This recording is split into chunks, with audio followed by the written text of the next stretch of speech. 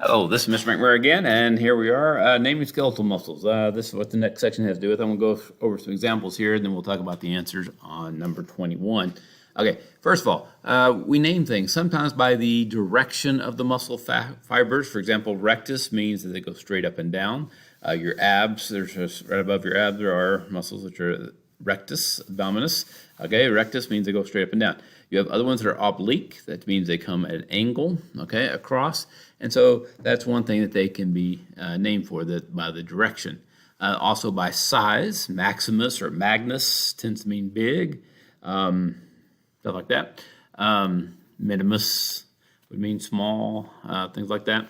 Okay, the location, the region of the body. Your temporalis would be around the temporal bone up here. This is a little muscle you can feel inside your head there. Your glutamus maximus is your rear. It's in the gluteal region, and some of those regions that we talked about, you'll start seeing those in the names. And by the number of origins, or how many places does it attach to the bone.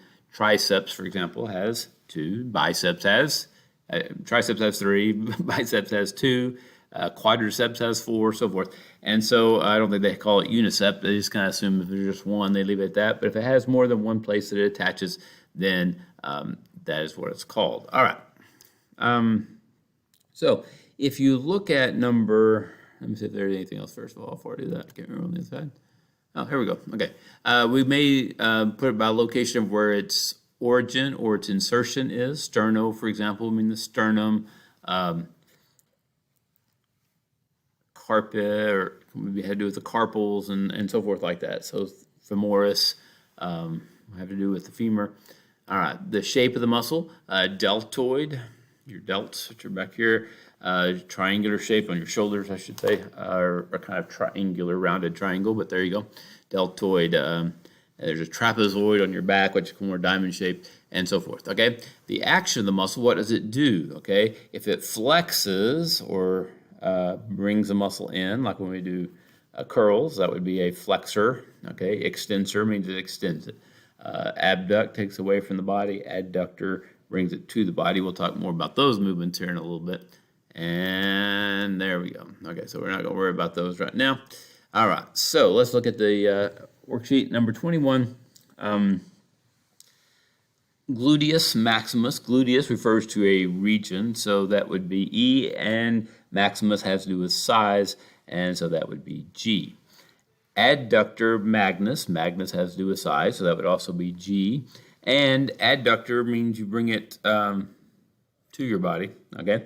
And so that would be the action of the muscle, all right, or A. Biceps has to do with how a number of origins, which is D. And femoris is E, which is the location to the bone or body region, and your femoral region and your femur are all around your leg.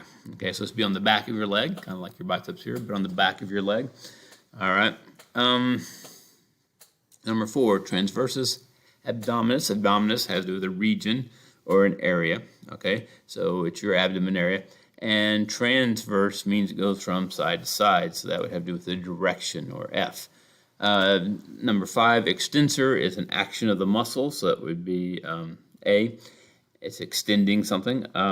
Carpe and ulnus has to do with where the origin and insertions are, so that would be on C. So that would be an extensor muscle, and it would go from your carpals to your ulna, and that would probably be when you flop your hand like that. You're extending it or opening it right there, so all right, and so there. All right. Number 6, trapezius is in your back, and that's the size or shape of the muscle, so B. Number 7, rectus means straight up and down, all right, and this is on your femur, so that would be F. Rectus is the direction, and femoris is the region or bone that's near. And number 8, external. Oblique. Oblique means it runs at an angle, so we're going to call that my brain just went dead, sorry. External oblique is going to be the direction, or F. Okay, external kind of tells whether it's on the inside or the outside, so we're going to say the location of the muscle relative to a bone or body region, although that one's kind of different, but external means on the outside. You obviously have external, internal. You could have a medial or middle one. But anyhow, there we go. All right, and that's number 21, FE for the last one. Now, number 22, the kissing muscle. If you look on your paper, there's one that goes right around all your lips here, and that's the orbicularis oris. Oris, as in oral, has to do with the mouth. Orbiculus has to do with circular, around, so circular muscle around the mouth. All right, and number 23, and here's Valentine's Day coming in. You can use your orbicularis oris muscle, possibly. All right. Number 23, what are the benefits or risk of using steroids? All right, steroids basically are testosterone or some version of something your body can turn into testosterone. And so anabolic steroids we talk about, but that's basically what we're talking about here. Benefits, it does increase your muscle mass. It also increases the strength, so you have bulkier muscle and more of it and stronger. It increases the ability of your body to carry oxygen to it. And depending on whether you call this a benefit or risk, it also gives for more aggressive behavior, which in a lot of sports, hockey, football, etc., that's probably considered a positive as far as how well they play the game. I would have to differ, but that's okay.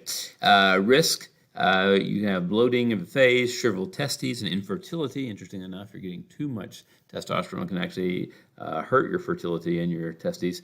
Damage your liver cancer, increased chances of liver cancer, cause changes in cholesterol because cholesterol is used to make testosterone, so it kind of can affect that as well. And once again, the aggressive behavior, rage, things like that really mess with emotional problems, psychiatric problems that are effects of that. And so overall, no. Now, there are other things. Growth hormone is the biggie thing now, and a lot of people, whether they're athletes or not, take this because as your body slows down, there's certain your testosterone levels, your growth hormone, and all the other things. A lot of people are contracted by growth hormone, and your metabolism slows down. And if people take growth hormone, that kind of speeds all that back up. I don't know. Can't say I would never use it, I guess, but I really don't think so. It seems like you're kind of cheating there. And I'm kind of thinking there's going to end up being some side effects there, but that's just me. All right. Number 24. In muscular dystrophy, you've probably heard of MD or muscular dystrophy, and there are lots of different kinds and varieties of muscular dystrophy. But basically, your muscles begin to enlarge, which you think, oh, that sounds good, but it's because there's a bunch of fat and connective tissue deposits in them. And basically, they interfere with the muscle, and eventually the muscle fibers begin to degenerate and atrophy, and it's kind of characterized by a progressive loss of function, okay? And eventually they cannot feed themselves, cannot dress themselves. It gets to be the wheelchair, and it just kind of gets worse and worse, depending on the kind and how quickly it happens. And eventually, the lungs will not work properly, and they usually die from complications of that. All right, so that's muscular dystrophy. A lot of work on that, but they're trying to slow the progress of it down and stuff, but there is no cure for it as of now. All right. It says, how is the muscular system associated with loss of body weight? Number 25, as you age, we get a lot more connective tissue, but we get less muscle tissue, and so a lot of times you will see older people look more gaunt, kind of very thin, some of the skin and bones. But some of that is kind of a natural thing of that. You can prevent some of that by exercising regularly. I mean, it's still going to kind of happen, but not as nearly as bad or as much, and as well as strengthening your bones and putting you in better health. Exercise is strongly suggested. All right. All right. The next one, hang on, let me pause for a second. All right, here we go. First of all, number 1 says connective tissue surrounding a bundle of muscle fibers or cells, okay? Well, we said, I think in the intro, this is a myofibril. That's one fiber inside. This is a muscle cell, so that is a muscle fiber or muscle cell, this whole thing here. Now, the stuff in between them, around those, would be the okay,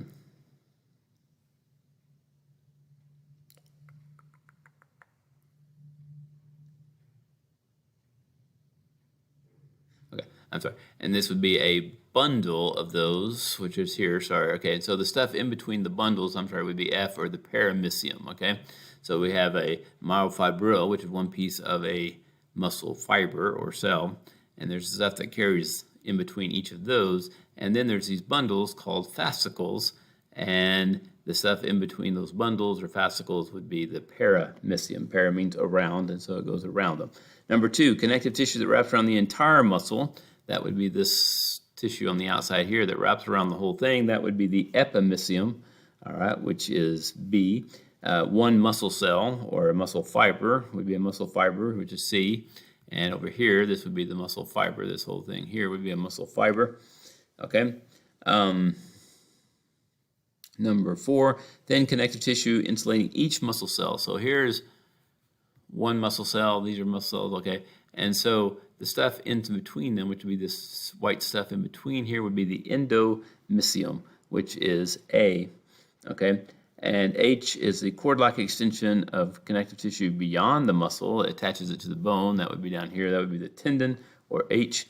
Number 6, a bundle of muscle cells would be D, a fascicle. And that would be this whole, let me see what our thing is here. Okay, right there. That whole bundle thing sticking out right there. That would be a fascicle.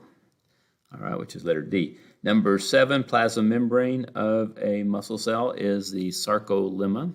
Okay, so G, if you were doing it on the drawing here, it would be this outer coating here on the muscle cell. This is the muscle cell. This outer coating on it, however you want to mark that, that's just the coating, is the sarcolemma. And finally, microfilaments found in the muscle cell are E, myofibrils, and that would be the myofibril right there. Okay? All right, so that does that. Now, that leaves us basically with the different movements, okay? I'm going to go through them first. Oops, here. All right, this is a interruption of this. We're not going to have time to finish it the way I was doing it, and so rather than do a whole new video, let me just do this a little quicker. Okay, number 1, flexion. Flexion is when you bring, so you have straight line, if you bring the bones closer together, basically you bend it in, okay? So on this is C and E, that would be your knee and your elbow where that happens. Okay, number 2 is opposition. About the only place we have that, we talk about opposable thumbs, which makes people able to use tools, okay? So basically where your thumb and finger come together, which is A. Plantar flexion, which is G, when you point your toe, if you're up on tippy toes, that would be plantar flexion. A ballerina would use that. Number 4, circumduction is when you go in a circle. You could do a circle with your arm, but you can also do it, she does it with her legs, so it would be F. Number 15 would be, number 5, excuse me, is abduction. If you abduct, you're taking someone away. So if you take an arm away from your body or away from the midline of your body, that is considered abduction. And so that would be D. And then she's moving her arm away. It's bent there, but she's moving her arm away from the body. So if you're taking your arm up or away from your body, that's abduct. Like you abduct somebody. I is if she's spreading her fingers apart. So she's spreading them away from each other from the midline of her hand, I guess. And so basically that's considered it. Adduction is the opposite. Bring it together or bring it to your body, which is 6. And that would be K. Okay, she'd bring her body to her side. Add, you're adding it to your body. So think adduction is to abduct, you're taking away somebody. All right, number 7 is rotation. It could be your neck. You rotate that. You can kind of rotate the arms in your radius and ulna. You could also do it with your foot and tilt your foot toe in or tilt your toe out. If toward the middle, it's medial rotation. If it's toward the outside, it would be lateral rotation. But anyhow, number 8, extension. You said just the opposite of flexion. When you straighten it out or make a 180 degree, that's extension. Now, if you overdo it and go too far backwards, that would be hyperextension. For example, in your head, this would be flexion. You're bending your chin closer to your thing. 180 degrees, straight up and down, that would be extension. And if you lean it back, that would technically be hyperextended. Now, if you get hit beyond what it's supposed to do on your elbow or finger get jammed back, that's hyperextension, which is number 12, and that is B. Okay, but extension would be L on this one where we straighten the arm out. Number 9, pronation and supination. Pronation is when you tilt it so that the back of your hand is showing. So this is supination, and this is pronation. So for your paper, pronation is J, supination 11 is M. Okay, supplication. I always think of you're making supplication. If you're begging, please, please, please, you always put palms up. I don't know why. You're asking for things, I guess. Anyhow,